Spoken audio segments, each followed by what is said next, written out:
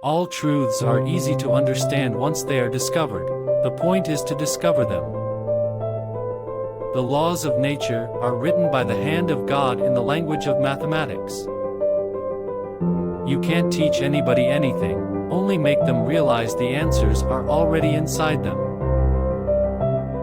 I have never met a man so ignorant that I couldn't learn something from him.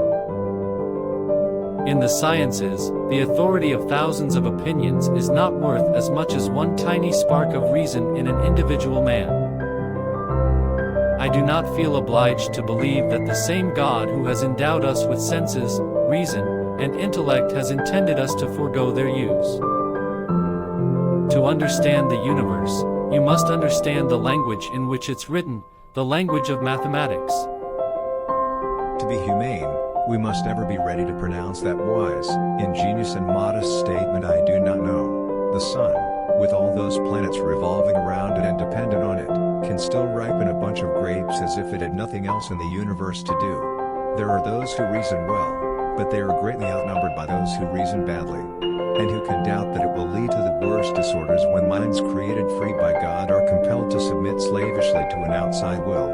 When we are told to deny our senses and subject them to the whim of others, when people devoid of whatsoever competence are made judges over experts and are granted authority to treat them as they please.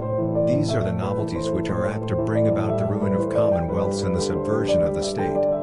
You cannot teach a person something he does not already know. You can only bring what he does know to his awareness. The prohibition of science would be contrary to the Bible, which in hundreds of places teaches us how the greatness and the glory of God shine forth marvelously in all his works, and is to be read above all in the open book of the heavens.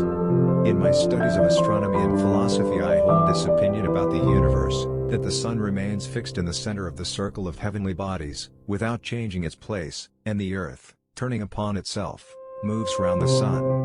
Surely, God could have caused birds to fly with their bones made of solid gold, with their veins full of quicksilver, with their flesh heavier than lead, and with their wings exceedingly small.